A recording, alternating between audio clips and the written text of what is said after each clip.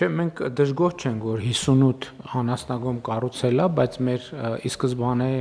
մեր պատկերացումը այդ չէր, ճիշտ է։ Այսինքն այս նշանակում է, որ ծրագիրը ասիկ 900 միլիոն դրամ 925 միլիոն դրամ անասնաշենքերի փոխհատուցման ընդհանուր բոլոր 4 տարվա ընթացքում 900 այո, միլիոն ընդհանուր 920։ Դեսա ցույց է տալիս, որ ծրագիրը չի աշխատում։ Բա հիմա ինչ ենք փոխում, որ հաջորդ շրջանում ավելի մեծ արդյունքներ ունենանք։ Հիմնական այն ուսումնասիրությունը, որը մենք իրականացրել ենք, պարոն վարչապետ, դա վերաբերելի էր սահմանված փոխհատուցվող գումարին, այսինքն մենք գնահատում ենք, թե այս մոդելի անասնաշենքի կառուցման համար ինչքան է առավելագույն սահմանաչափը, որից հաշվարկվելու էր 50% փոխհատուցումը, եւ դրա հիման վրա ֆերմերները կամ որոշում էին կայացնում այդ անասնաշենքը մաս կազմային ծրագրին կամ ոչ։ Եվ շատ դեպքերում, հատկապես վերջին տարիների ընթացքում նկատեցինք, որ դիմելությունը որոշակի պակասել է հենց այդ հանգամանքի պատճառով եւ այդ է պատճառը, որ այս նախագծում վերանայվել են այդ շեմերը։ Ես կարող եմ նաեւ նշել, որ օրինակ 20-ից 25 գլուխ անասնաշենք կառուցելու համար, եթե նախկինում սահմանված էր 23 միլիոն դրամ ընդհանուր գումարը եւ դրանից հաշվարկվելու էր 50% փոխհատուցում, ապա այս ծրագրով այդտեղ սահմանված է 30 միլիոն դրամ։ 10-ից 15-ը ինչ ենք անում։ 58 խելացի անասնաշենք 15 գլուխ խոշոր եղջերավոր անասունի համար նախատեսված անասնագոմի այդ տարբերակը հանում ենք։ Ինչ ենք հանում։ 58 կառուցված անասնաշենքերից ամենափոքր թիվը աննշան թիվը կազմում էր հենց 10-ից 15 գլուխ խոշոր եղջերավոր կենդանիների եւ հաշվի առնելով նաեւ ինտենսիվացումն ու տնտեսապես արդյունավետությունը հաշվարկելով դրա համար առաջարկում ենք, որ 20-ից 25 գլուխով լինի։ Դա ակնհայտ է մեր բոլոր ծրագրերի դեպքում եւ մենք մեր ի սկզբանե այս process-ը ըստ էության ուղիղ եթերում է տեղի ունեցել 2018 թվականից սկսած մենք փորձել ենք հնարավորինս բովանդակային ծրագրեր ունենալ փոքրերի համար հույս ունենալով որ նրանց պետք է աջակցենք, բայց ըստ էության արձագանք չենք ստացել, դրան մեր մեկնաբանությունը ամենատարբերն էր, բայց վերջերս նախորդ կառավարության նիստում ես այդ թեմային անդրադարձա, որ ըստ էության այդտեղ ընդ որում ես այդտեղ մեզ մեղադրական ենթատեքստով չեմ ասում, բայց խնդիրն է նա, որ այդ հատվածում ձևավորվել է մի իրականություն, որը խորը ճգնաժամային է, եւ մեր սովորական այդ պատկերացումները դահլիճային կամերային պատկերացումները իրականության հետ չեն բռնում։ Եվ պարզ է, որ 10-15-ը մենք կարող ենք ֆորմալ թողել քաղաքական մեսեջի առումով, բայց մեկը դա չի աշխատելու։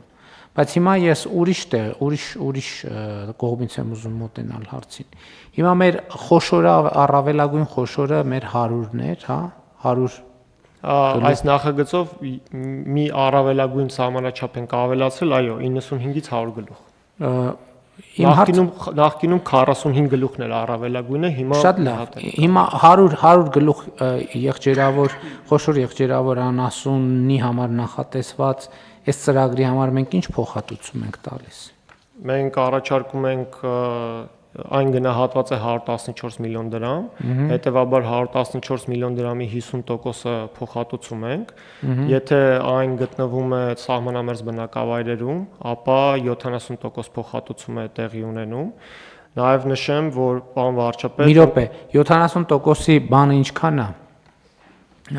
100%-ի համար 100 գլուխ եղջերավորի համար մենք ունենք ֆիքսված թվեր, չէ, որի 50 եւ 70%-ը ինչքան է կազմում։ 114 միլիոն դրամի համար 50%-ը կազմում է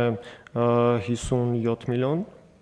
դրամ։ 57 միլիոն, 70%-ն էլ համապատասխան, ասենք մոտավորապես 80 քանի միլիոն դրամ։ Շուրջ 80 միլիոն։ Հիմա ես ուրիշ բան եմ ասում։ Մենք սահմանել ենք վերին շեմ 100 գլուխ եղջերավոր անասուն։ Հիմա իսկ քննարկել ենք մենք կոմիտեում, որ կոմիտեում է քննարկվել, իսկ քննարկել ենք sense տարբերակ, ասել ենք, ես մեր ծրագրի բարձրագույն ամենաբարձր շեմն է 100 գլուխ, սրանից ավել ով ինչքան ուզում է թող կառուցի, մենք այս 100-ի չափով նույն ձևի իրանց էլ ենք փոխհատուցում։ Այսինքն մեկը ուզում է կառուցի 500 գլուխի համար նախատեսված, մենք ասում ենք ոչ թե բանաձևն ենք դնում, ասում ենք 100 գլուխ խոշոր եղջերավոր անասունի անասնաֆերմայի համար նախատեսված է, սահմանամերձում 80 քանի միլիոն դրամ, տոկոս կոնկրետ կհաշվենք, եւ ոչ սահմանամերձում 57 միլիոն դրամ, 100-ից ավել ով ուզում է կառուցի, ինչքան ուզում է կառուցի, այս նույն փոխհատուցումները իրանց էլ ենք տալիս։ Պարոն վարչապետ, նախկինում որ սահմանված էր 40-ից 45 գլուխ, նույն մոտեցմամբ էինք մոտենում հարցին, այսինքն լինում էին տնտեսվարողներ, որ իրենք ավելի մեծ էին կառուցում, եւ հետեւաբար մեր առավելագույն փոխհատուցման մասը այդպես էր կազմում, բայց հիշեցնեմ նաեւ, որ կառավարությունը շուրջ 2 տարի առաջարկում էր մեկ այլ ծրագիր արդեն խոշոր ներդրումների համար անասնաբուծության ոլորտում, որտեղ 1 միլիարդ դրամ եւ ավել, դա խոսքը վերաբերում արդեն խոշոր տնտեսություններին, ներդրում իրականացնելու դեպքում կառավարությունը փոխհատուցում է կապիտալ ծախսերի 40%-ը։ Այսինքն ավելի մեծ բան էինք։ Այո։ Առաջարկում ու չի աշխատում։ Մենք այդտեղ ունենք շուրջ կնքված 11 պայմանագիր եւ 11 պայմանագիրը իրականացման, քանի որ խոշոր ծրագրեր են 3 տարի իրականացման ժամկետ է սահմանված, մեկ տնտեսություն արդեն կառուցված է, մնացածը ընթացքի մեջ են, որոշները 2026 թվականին արդեն կանխատեսում է, որ կավարտեն եւ կդիմեն փոխհատուցման, որոշները կան մի քիչ ավելի դանդաղ են աշխատում։ Նկատի ունեմ իմ ասած բանաձևը ինչ որ մի բանի վնաս կտա, տենց էլ աշխատում է։ Տենց էլ աշխատում է։ Այսինքն եթե այդ ծրագրի, այսինքն 100-ից ավել ներդրումների 40%-ն է 100-ից ավելի դեպքում 1 միլիարդի դեպքում։ Դա 1 միլիարդի դեպքում, բայց եթե 1 միլիարդ չի, ասենք ինքը պետք է ծախսեր ենթադրենք 114 միլիոն դրամ չի ծախսում, կամ այս պարագայում գուցե մտածի, որ հնարավորություն ունեմ ոչ թե 100 գլուխ ըլնի, այլ 150 գլուխ ըլնի այդ լրացուցիչ խթանը հաշվի առնելով։ Այո, մենք առավելագույնը փոխհատուցում ենք 100 գլխի համար սահմանված գումարը, թե չէ ինքը կարող է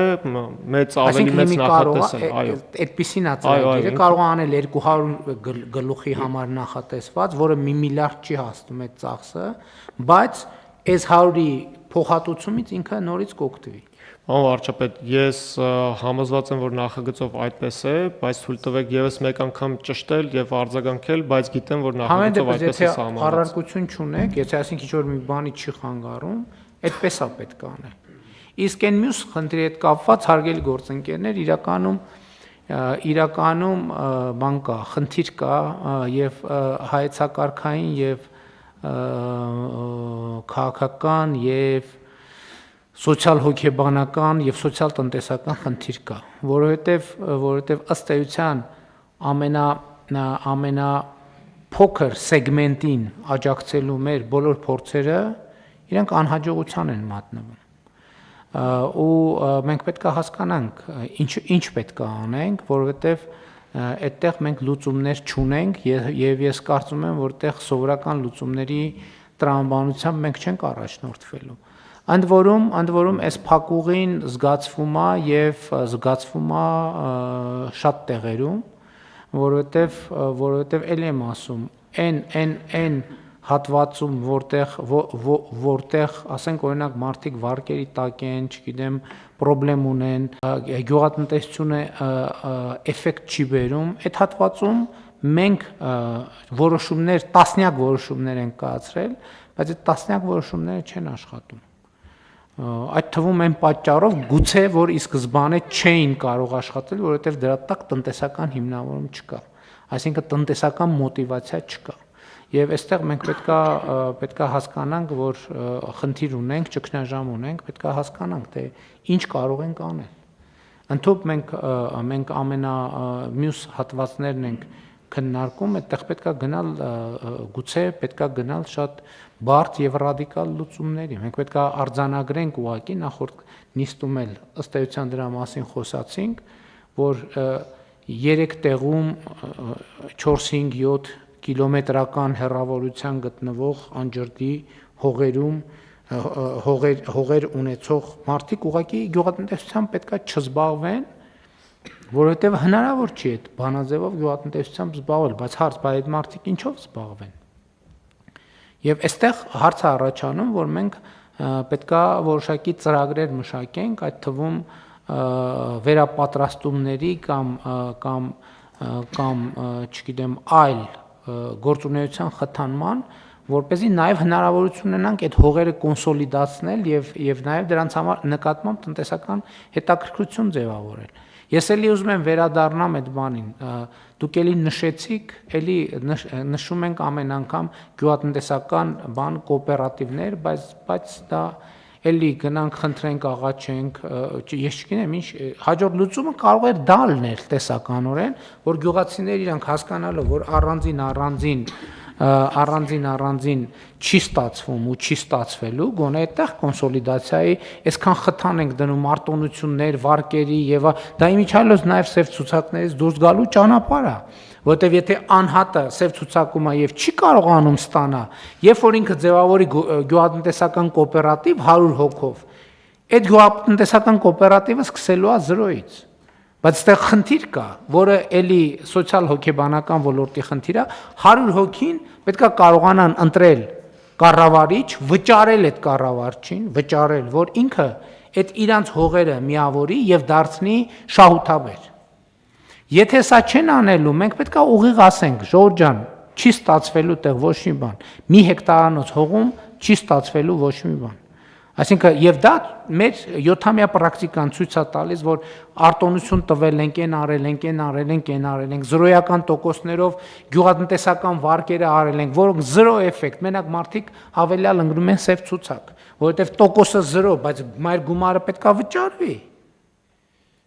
Անենք չի, որ տոկոսը 0 է, վերջ ամեն ինչ ավարտվեց։ Եւ այլն եւ այդպես շարունակ, այդ փողերի անարդյունավետ ծախս, այսինքն ստեղ մենք լրիվ ուրիշ խնդիր պետքա լուծենք, բայց ինչքան էլ դաժան բան է հնչում, մեր իրականության համար տենց մի քիչ բան է հնչում, հասկանում եմ, դեֆորմացված է հնչում, այդտեղ սա արդեն մի քիչ ոչ թե մի քիչ, այլ մեծամասամբ կրթության ոլորտի հարց է։ Հանրակրթության մասին չեմ ասում, այլ խոսում եմ հանրակրթության, բայց ոչ դպրոցական եւ բանի։ Մեր բոլորի կրթության չի ստացվելու այդտեղ։ Ինչ ուզում եք արեք։ Ուզում եք եկեք բան անենք, որոշենք, որ այդ բոլոր հողատերերին անհատույց տարին, չգիտեմ, 3 միլիոն դրամ ենք տալու։ Ոչ մի բան չի փոխվելու այդտեղ։ Բացարձակապես ոչ մի բան։ Համեցեք։ Պարոն վարչապետ, նաև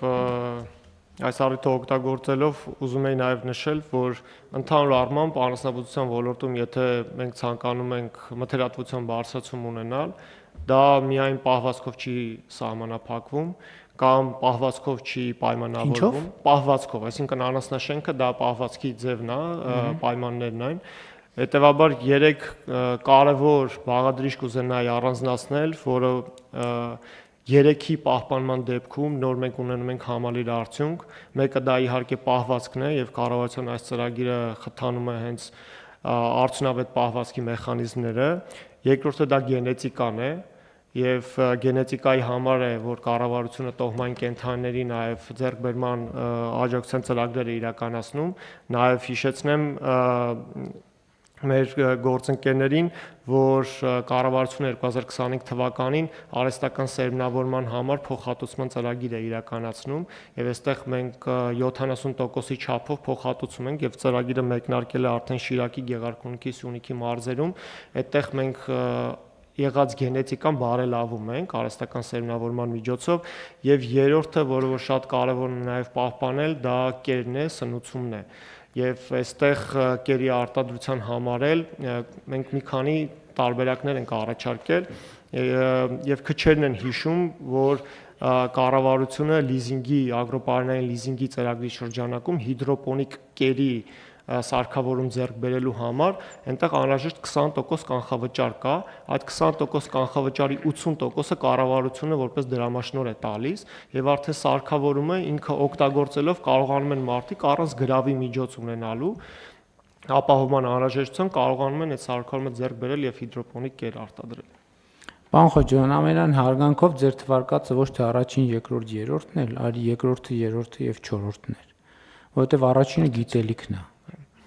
որովհետեւ հա հիդրոպոնիկն էլ, բանը սերմնավորումն էլ, կերն էլ, բայց բանա դա գիրք է, չէ՞։ Այսինքն կերը գիրք է։